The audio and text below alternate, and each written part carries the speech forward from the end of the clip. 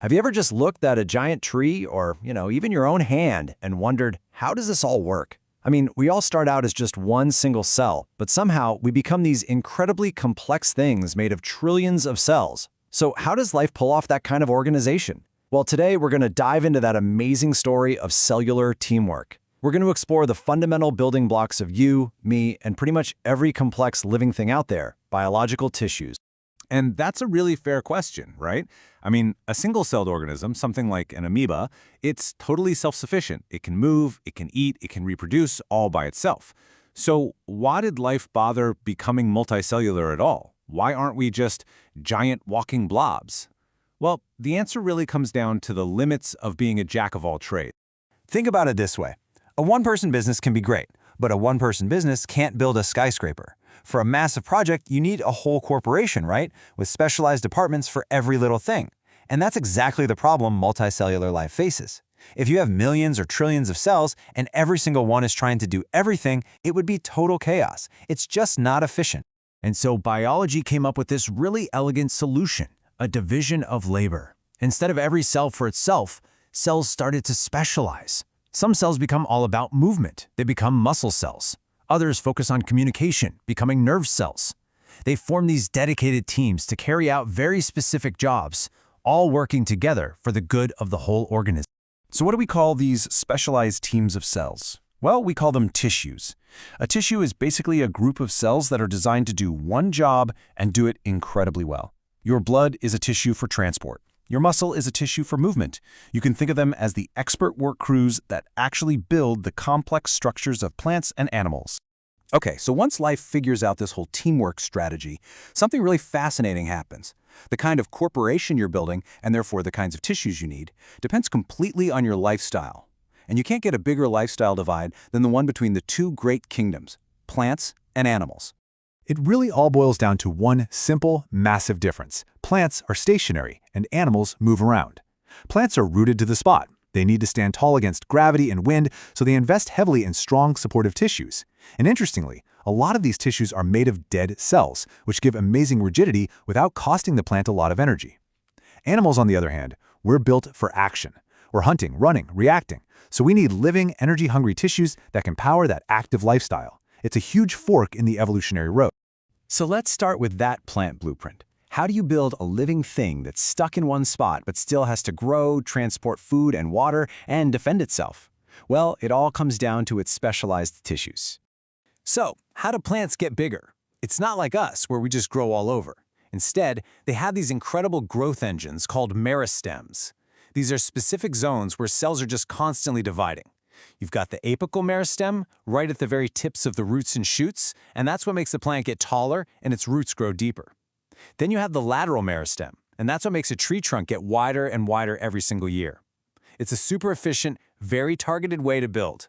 Now, once those cells stop dividing, they mature into permanent tissues. The most common one you'll find is parenchyma. At first glance, you might think of it as just basic packing material. And yeah, it does fill a lot of space inside a plant, but it is so much more than filler. This is where food gets stored.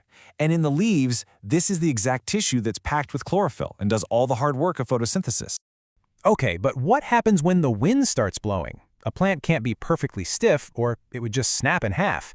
It needs some give, some flexibility. And that is the job of collenchyma. These are living cells that are shaped a bit like columns, but they have these unevenly thickened corners. It's a genius structure, really. It gives the plant both strength and flexibility, letting a stem sway back and forth in the wind without breaking. But when a plant needs maximum hardness and support, it calls in the heavy-duty stuff, sclerenchyma. The cells in this tissue are actually dead, and their walls are incredibly thick and tough, reinforced with this concrete-like substance called lignin. If you've ever tried to crack open a coconut, you've had a very real, very frustrating experience with sclerenchyma. It's what makes nutshells hard and even gives pears that gritty texture. It's all about providing serious, uncompromising stiffness. All right, what about plumbing? How does water from the roots get all the way up to the top of a tall tree? And how does the sugar made in the leaves get down to feed the roots? The answer is in the plant's complex tissues. You've got xylem, which acts like a bundle of microscopic straws, all connected to pull water up from the ground. Then there's phloem, which is like a living two-way superhighway for food, moving sugars wherever the plant needs them. Together, they are the absolute lifeline of the plant. Okay, let's switch gears completely. We're leaving the stationary world of plants behind, and we're diving headfirst into the animal kingdom. And here, the rules of the game are totally different.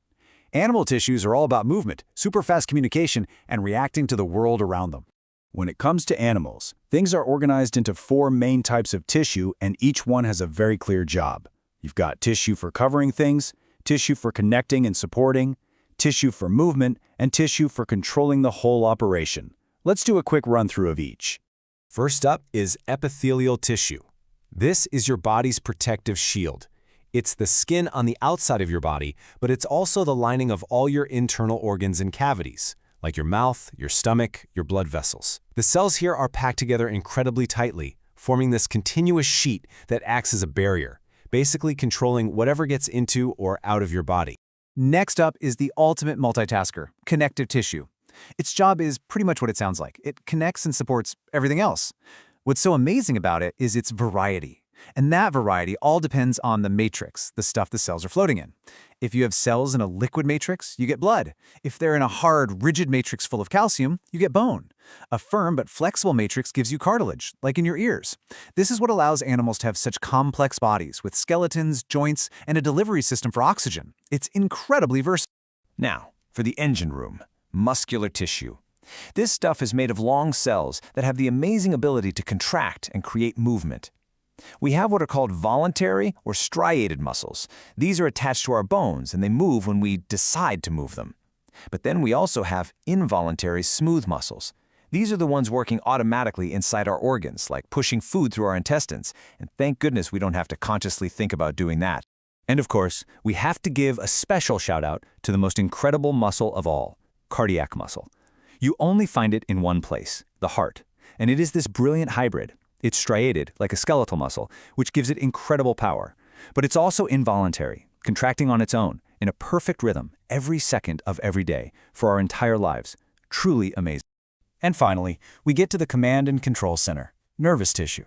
This is the body's high-speed wiring. It's built from these incredibly specialized cells called neurons, which are designed to do one thing: transmit electrical signals, or nerve impulses, very, very quickly. This whole network of the brain, the spinal cord, and all the nerves, this is what lets us think, feel, and react to the world in a fraction of a second. So as we've seen, these specialized teams of cells, these tissues, they all work together in perfect harmony to build and run these incredible living machines. That teamwork, by coordination, that's basically the definition of being healthy. Which leads us to one last, really important question. If health is all about these teams working perfectly, what happens when they start to break down? Because understanding that, well, that's the key to understanding just about everything in medicine, from injuries to disease.